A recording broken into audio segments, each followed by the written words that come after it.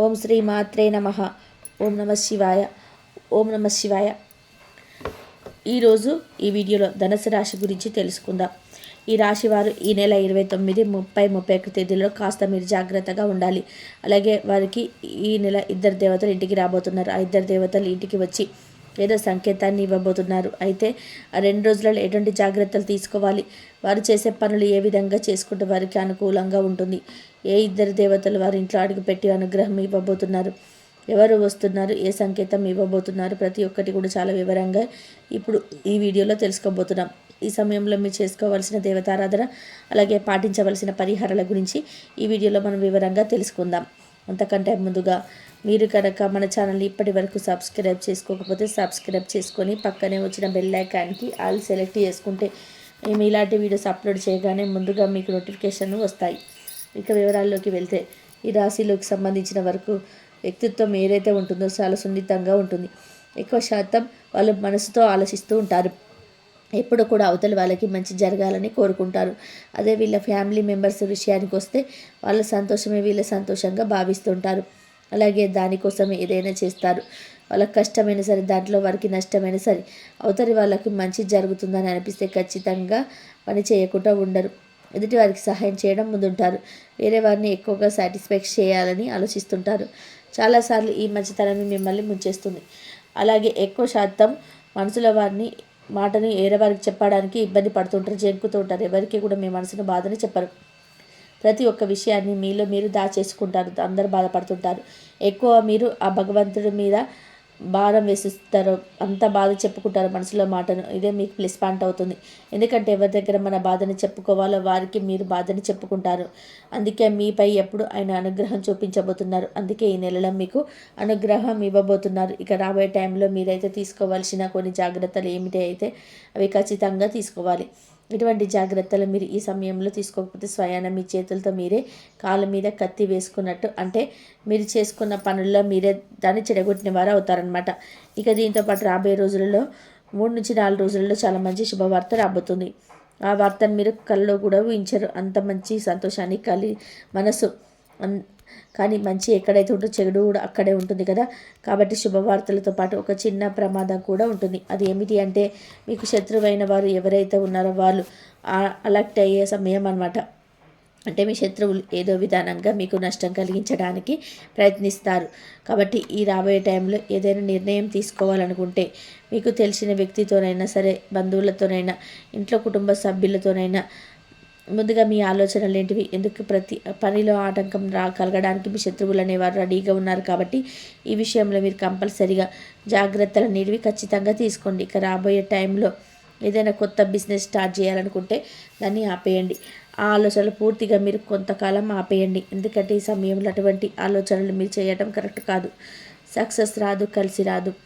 మీరు పెట్టుబడులు పెట్టి అటువంటి పనులు స్టార్ట్ చేశారనుకోండి, ఎటువంటి సక్సెస్ అనేది రాదు, గుర్తుపెట్టుకోండి. దాంతోపాటు ఎక్కడికి కూడా ఎవరికి కూడా ఎంత మిత్రులైనా సరే, ఎంత బంధువులైనా సరే, దగ్గర వాళ్ళైనా సరే డబ్బు అనేది అప్పుగా తీసుకోకుండా, అలాగే వారు డబ్బు ఒకవేళ మిమ్మల్ని అడిగినా కూడా మీరు మీ డబ్బులని ఇవ్వకండి.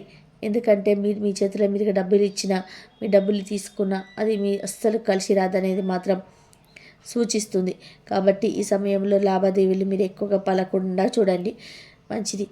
ఇక కేవలం డబ్బు విషయంలోనే కాకుండా నోటికి సంబంధించిన విషయంలో కూడా జాగ్రత్తగా ఉండాలి.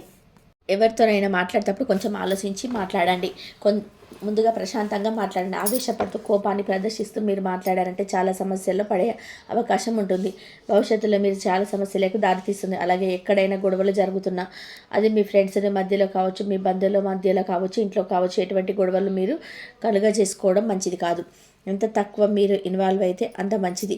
ఒకవేళ తప్పించుకోలేని పరిస్థితి అయితే మీరు ఉండండి, గొడవలు చూడండి, వినండి, కానీ మీ సలహాలు మాత్రం ఇవ్వకండి.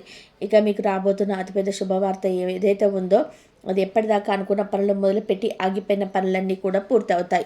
ఈ సమయంలో ఆ పనులన్నీ జరుగుతాయి. మీరు ఏదైనా కొనాలి అనుకున్నా, మీరు ఏదైనా తీర్చాలి అనుకున్నా, మీరు ఏదైనా కావాలనుకున్నా అన్నీ కూడా ఈ సమయంలో తీరే అవకాశాలు కనిపిస్తున్నాయి.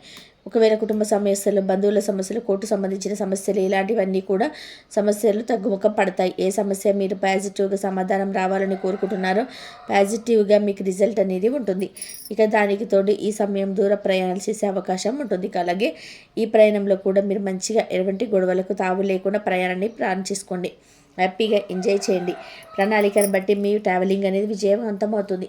ఎక్కువ శాతం మీ మైండ్ అనేది ప్రశాంతంగా ఉంచుకోండి. మీకు కులదైవం కావచ్చు, మీకు ఇష్టమైన దైవం కావచ్చు, ఎవరో ఒకరి మంత్రాల్ని స్మరిస్తూ ఉండండి. ఈ నెల అంతా కూడా మీకు వీలైతే తప్పకుండా ప్రతినిత్యం దేవాలయానికి వెళ్ళండి.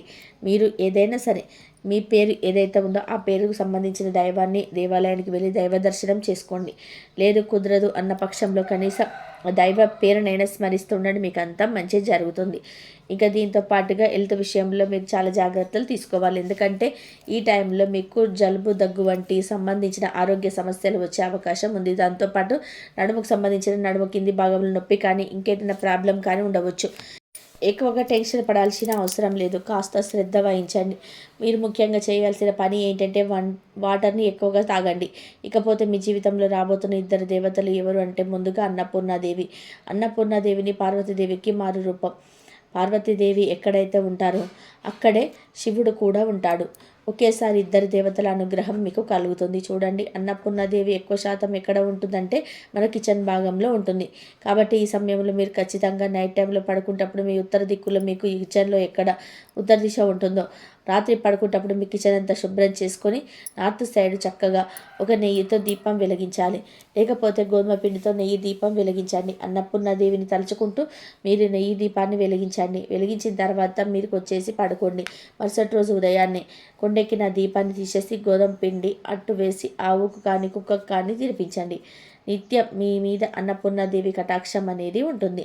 ఇక రెండవది దరిద్రాదేవి అంటేనే దేవుడి అందరికీ కూడా వైద్యం చేసేవారనంట. ఎక్కడైతే దరిద్రదేవి కూడా వచ్చేస్తుంది అంటే అక్కడ ఎక్కడ ఆరోగ్య సమస్యలు ఉండవు.